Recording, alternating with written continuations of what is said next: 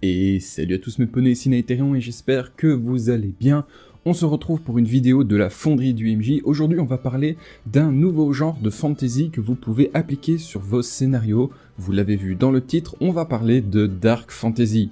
J'en profite également pour vous rappeler qu'on a déjà fait un premier épisode, notamment sur l'horreur psychologique, donc si vous l'avez manqué, que vous ne l'avez pas encore regardé, n'hésitez pas à aller checker ça. Tant qu'on est dans les rappels, je vous rappelle également que vous pouvez soutenir la chaîne sur Utip, Patreon ou Twitch, donc n'hésitez pas à checker dans la zone de description de vidéo si donner un coup de pouce est envisageable. C'est toujours un plaisir de pouvoir améliorer mes vidéos au fil des ans. Pour la vidéo du jour, on va simplement aborder la Dark Fantasy, mais surtout vous donner des pistes ou chercher vos éléments pour faire un scénario respectant les codes du genre et donner cette ambiance particulière de fantasy à votre table. Du coup, installez-vous confortablement dans votre siège car nous sommes dès à présent partis pour une fonderie du MJ.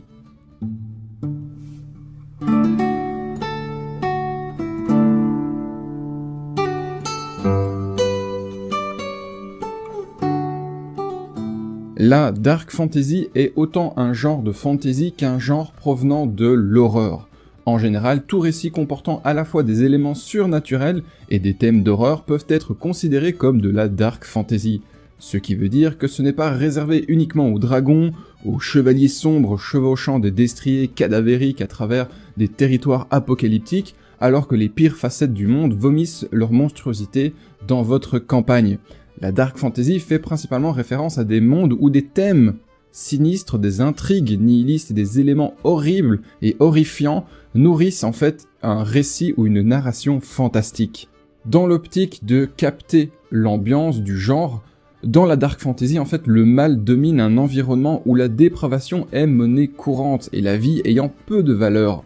C'est à vous de décider du degré de noirceur que vous souhaitez donner à votre scénario, mais gardez à l'esprit le rôle des héros et veillez à ce qu'il y ait quand même de la lumière dans votre scénario, pour également nourrir une forme et une lueur d'espoir. Si un scénario ne laisse aucune place à l'espoir, il y a également peu de place pour la résistance et les intrigues significatives qui en découlent, notamment vis-à-vis de la narration du jeu, qui donneront d'ailleurs des motivations à vos personnages d'évoluer. C'est souvent une erreur que l'on fait, c'est d'oublier que l'espoir est important. Dans les histoires de Dark Fantasy, rien n'est trop noir ni trop blanc. Enfin, si, l'univers est hyper sombre, mais l'objectif de faire une histoire en Dark Fantasy est de jouer en fait sur l'entre-deux.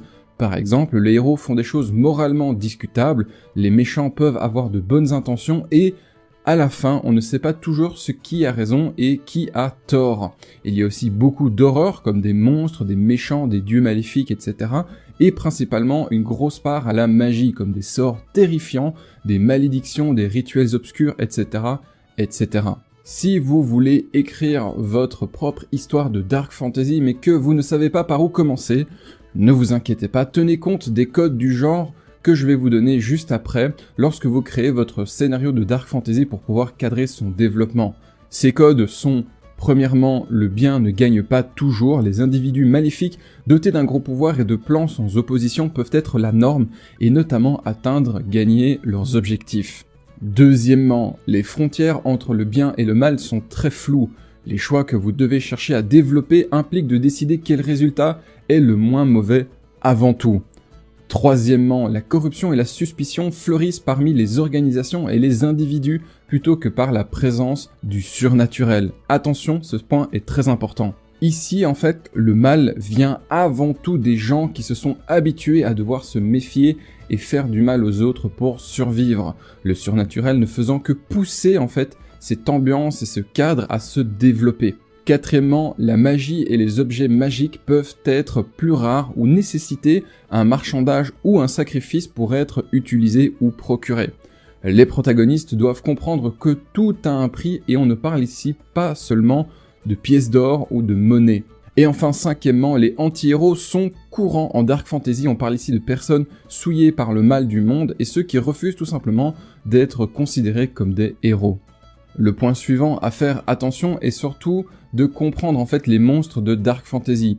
Globalement, vis-à-vis d'un bestiaire de type Donjons et Dragons, de type Fantasy de manière générale, tout monstre peut trouver sa place dans une intrigue de Dark Fantasy, tant qu'il sert à pousser les codes que je vous mentionnais juste avant. Les menaces les plus emblématiques de la fantasy, telles que les dragons, conviennent bien au récit teinté d'horreur, tout comme n'importe quel autre ennemi surnaturel. Le genre tournant principalement sur le rapport entre antagoniste et protagoniste, les monstres en tant que tels doivent inspirer la noirceur du monde, mais ne se limitent pas à un registre en particulier. Le point très important pour donner votre touche Dark Fantasy, c'est de faire en fait un antagoniste cohérent. Les antagonistes occupent des places de premier plan dans les domaines d'exploitation de la Dark Fantasy. Cela se manifeste notamment par un contrôle politique, une autorité militaire, une puissance physique ou magique qui leur permet en fait de dominer directement et violemment les autres. Un antagoniste de Dark Fantasy est souvent fortement marqué ou reconnaissable à la domination qu'il impose par défaut dans l'histoire, et il est souvent dans une position de puissance totale par rapport aux protagonistes. Pour ces fameux antagonistes de Dark Fantasy, parlons par exemple à l'image un peu de Sauron, voilà, puisqu'on parle souvent du Seigneur des Anneaux, le pouvoir en fait est souvent à l'origine de leur souffrance, relançant la fameuse question de la balance entre du bien et la balance du mal. Leur ascension vers la domination les a conduits à sacrifier quelque chose d'important pour eux, ou bien ils cherchent secrètement à se débarrasser de leur puissance, mais craignent en fait également d'en être privés, car voilà, la puissance les a finalement corrompus. Le point suivant à avoir à l'œil, c'est tout simplement marquer votre scénario par la présence directe ou indirecte de l'antagoniste ou de ses actions dans la narration.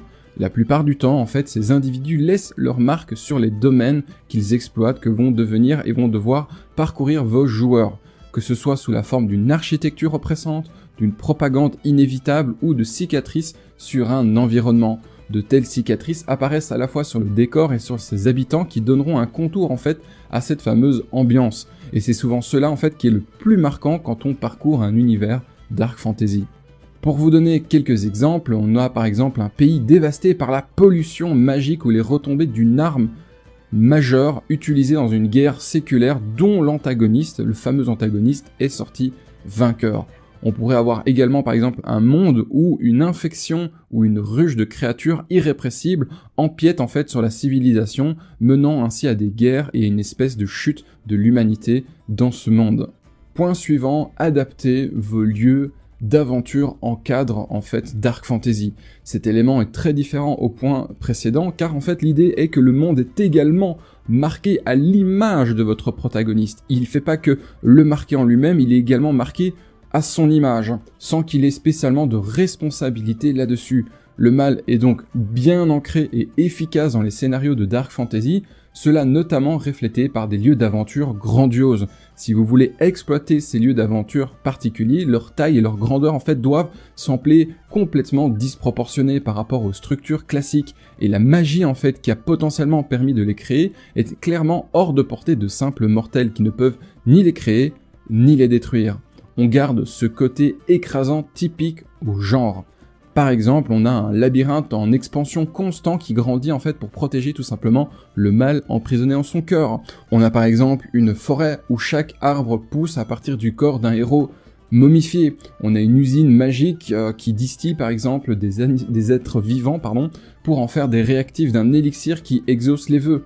Et enfin, dernier point, il ne vous reste plus qu'à penser aux intrigues typiques de la Dark Fantasy pour finaliser votre scénario. En l'occurrence, plutôt l'impact que cela peut avoir à petite ou à grande échelle.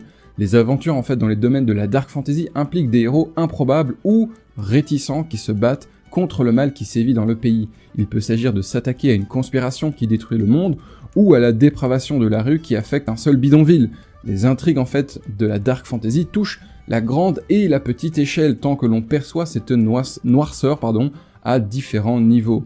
Il n'y a pas de taille spécifique à attendre donc que vous jouiez un paysan luttant contre une entité venue de la forêt ou qu'il joue des mercenaires luttant contre le grand seigneur du mal dans sa tour sombre, tout type d'intrigue en fait peut être abordé dans la Dark Fantasy. Bien évidemment, si vous cherchez un article reprenant les grandes intrigues que l'on connaît dans l'écriture de scénarios, vous pouvez toujours vous procurer mon livre qui dispose de quantité d'articles à ce propos. Je pose ça là, je fais toujours un peu ma pub, évidemment, c'est un peu le but, sinon je ne sais pas vivre de mon travail. Ce qui nous amène à la conclusion et au résumé de tout ce que nous venons de parcourir. Si vous désirez faire de la Dark Fantasy dans votre scénario, retenez ceci. La Dark Fantasy est un sous-genre de la fantasy qui désigne les œuvres dans lesquelles l'ambiance est très sombre et proche de l'apocalypse. Le bien laisse la place au mal et les héros sont souvent fatigués et abattus par les épreuves qu'ils ont subies. En partant donc d'une mentalité pessimiste, le scénario nous présente la plupart du temps une œuvre évoluant dans un contexte psychologiquement oppressant pour les personnages. Cela leur donne une dimension plus violente et parfois assez proche de l'horreur, sans pour autant en faire partie. Cette dimension nouvelle de la fantasy s'éloigne en fait du classique manichéisme bien contre mal et permet en fait une réflexion sur le bien fondé des notions de bien et de mal en question.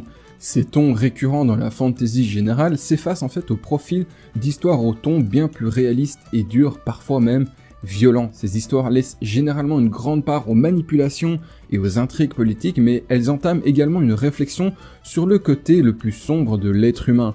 Si vous suivez les quelques réflexions en fait que j'ai proposées tout au long de cette vidéo, je pense très sincèrement que vous pouvez soit créer un scénario de base en dark fantasy, soit tout simplement remodeler un scénario pour y ajouter des éléments du genre et lui donner cette espèce de vibe spécifique.